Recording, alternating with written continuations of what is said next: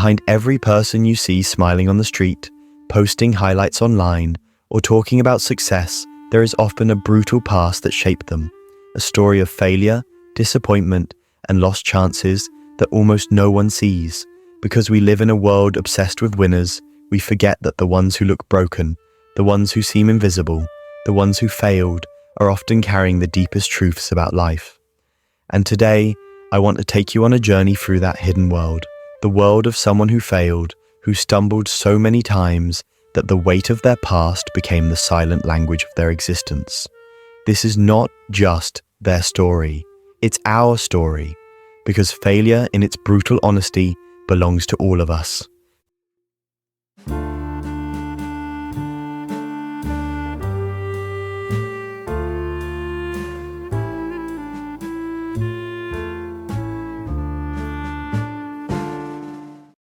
Before we go further, let me ask something of you. Before we jump into the topic, share in the comments where you're watching from and what your personal struggles with failure have been. Maybe it's a dream that didn't work out, a relationship that collapsed, or a version of yourself you feel you can never live up to. I want you to reflect on that as you watch. And now, put your device on full screen, settle in, and watch until the end, because what we're about to uncover may just change the way you see failure forever. Failure is brutal because it feels final. When you fail, especially at something you've poured your heart into, it feels like the world has closed a door and locked it permanently. Psychologists call this catastrophic thinking, when your brain interprets one setback as the end of everything. But here's the truth. Failure is rarely final. What makes it brutal is not the failure itself, but the meaning we attach to it. We believe it defines us, that it stamps a label on our forehead for life, and that belief can follow us like a shadow. Think about someone who once dreamed big.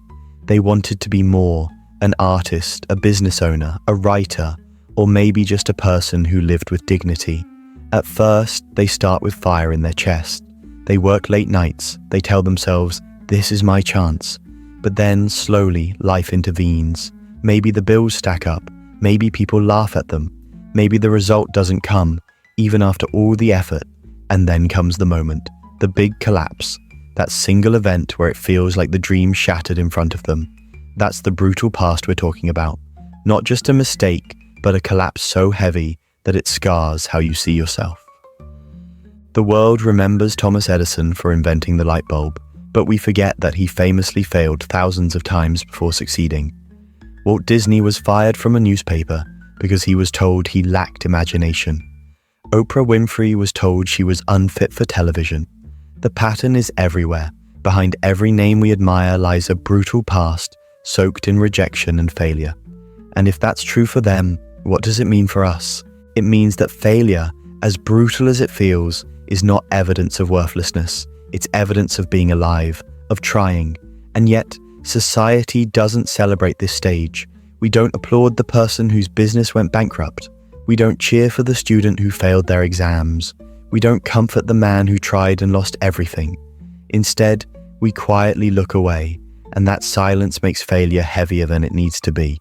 But what if we saw failure differently? Psychology offers us a powerful reframe.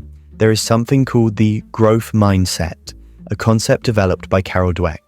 It suggests that people who believe their abilities can be developed through effort and learning are more likely to succeed over time. On the other hand, those with a fixed mindset, who see failure as proof they are not good enough, tend to stay stuck. The brutal past of a failed person often comes down to which mindset they carried afterward. Did they see the failure as a wall or as a stepping stone? Still, let's be honest here. It's easy to talk about growth when the pain has already passed. But when you're in the middle of failure, it feels suffocating. Nights are longer, silence is louder. Every little reminder of your failure feels like a dagger. You scroll online and see people your age succeeding, and it cuts deep. You ask yourself questions you can't answer. Why not me? Why can't I get it right? What's wrong with me? This inner dialogue is part of the brutal past. It's not just the event, it's the years of replaying it in your head. Here's where something fascinating happens. Neuroscience shows that when we fail, our brain's error detection system lights up. That sting you feel when you mess up isn't just in your head, it's a biological alarm designed to help you adjust. But modern culture has conditioned us to run from that feeling, to numb it, to pretend it never happened. The person who failed often tries to erase the memory, but in doing so, they erase the lessons too. The brutal past of failure is not simply about what happened externally. It's about the inner exile, the way a person starts living outside their own life. They stop trusting themselves. They stop setting goals. They shrink their dreams so small that disappointment cannot enter. And in that shrinking, they lose the very spark that made them alive. But here's the paradox. The brutal past can also be the beginning of the most authentic life you will ever live. Because once you've been through failure, you can no longer be fooled by illusions. You learn the difference between what looks shiny on the outside and what feels real inside. You learn who truly supports you and who only applauds when you're winning. Failure cleans the stage. It leaves behind only what is raw and real. When you meet someone who has failed deeply, really failed, you can often feel it in their presence. They carry a humility, an authenticity, a lack of pretense. They've been burned, but they are not hollow. They may still be rebuilding, but their words carry weight because they come from the underground of human experience. And so the question is not whether you will fail. The question is, what will you do with your failures? Will they bury you, or will they become the soil that grows a stronger version of you? Now, let me tell you something personal. I once came across a man who had started 3 businesses, all of which collapsed within a few years. He had lost everything: money, reputation, even relationships. By every societal standard, he was a failure. When I asked him how he lived with that, he told me something unforgettable. He said, "The world thinks my past is brutal, but I think of it as my teacher. Success would have made me proud, but failure made me human." That struck me because it reveals a secret about the brutal past. It is often the birthplace of wisdom. History remembers the winners, but wisdom is carried by those who have lost and still chosen to continue. And maybe that's where we need to pause for now. Because the brutal past of a failed person is not a closed book. It is a story still being written. And in the next part, we will dive even deeper into how failure rewires the human heart, why some never recover while others rise stronger, and what science and philosophy both say about rebuilding after collapse. The brutal past of someone who failed is not just a story about the mistakes they made.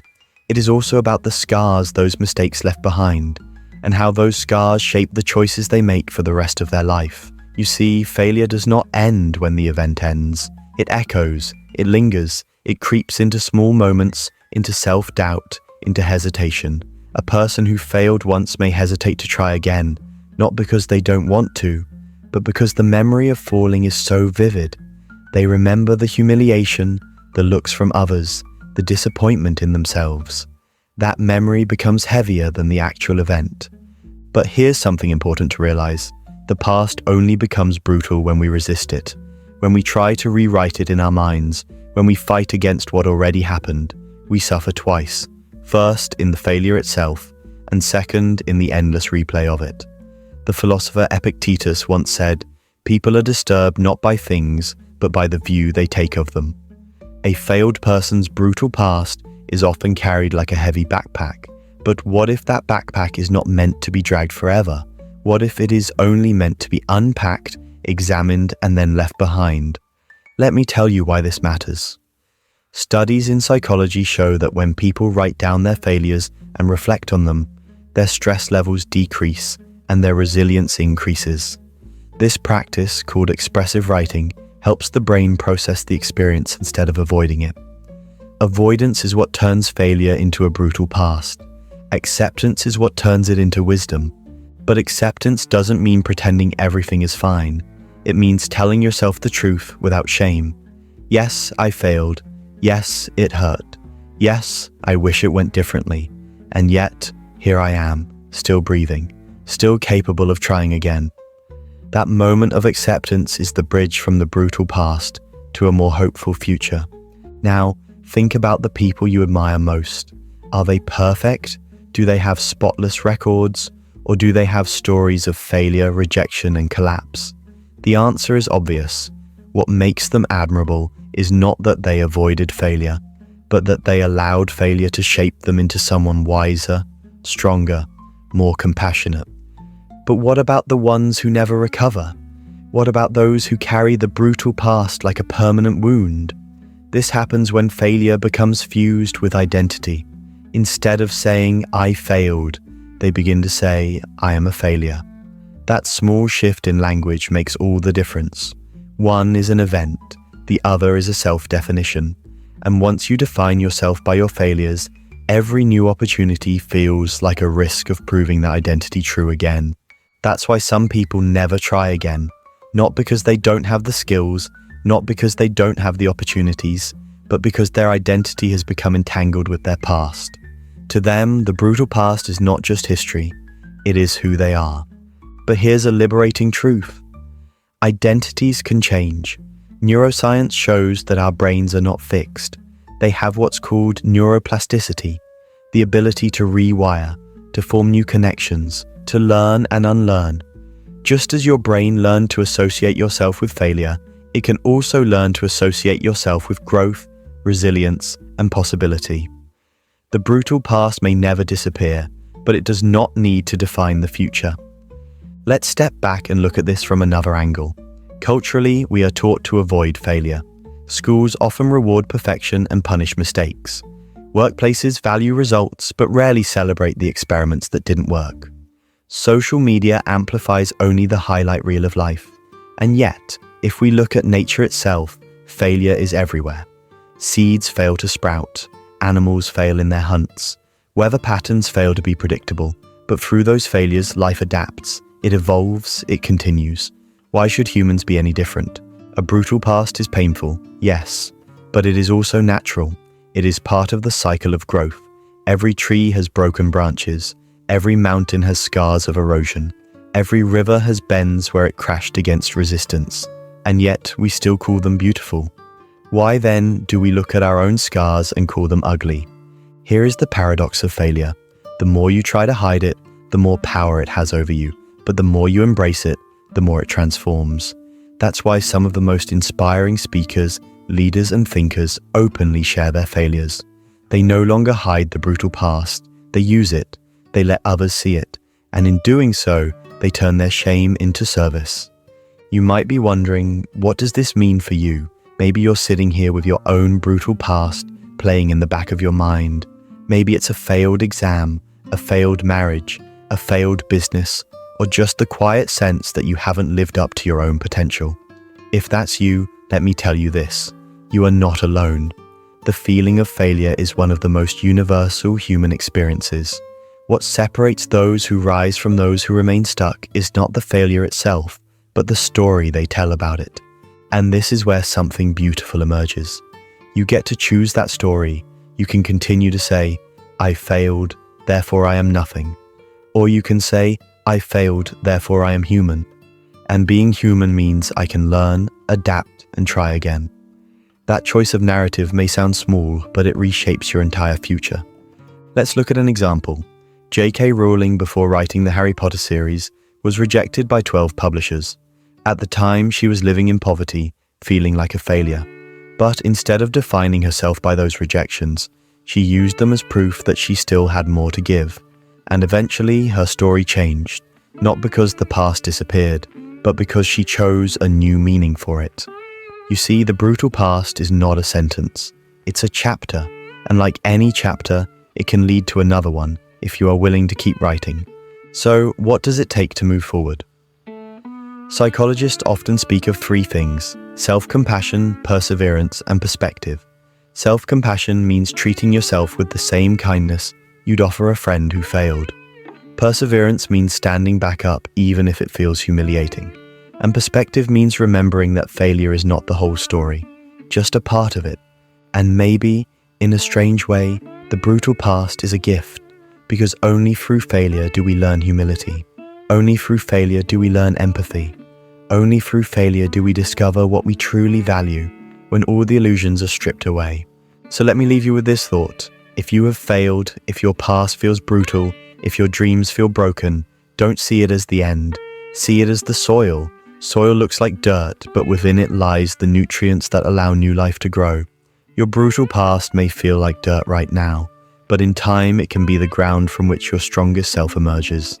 And when that day comes, you won't hide your failures. You'll carry them with pride, because they are not signs of weakness. They are the evidence that you tried, that you lived, that you had the courage to step into the unknown when others stayed safe. So the next time you look at your past, don't call it brutal. Call it the teacher, because maybe, just maybe, failure is not the opposite of success. It is the secret doorway into it.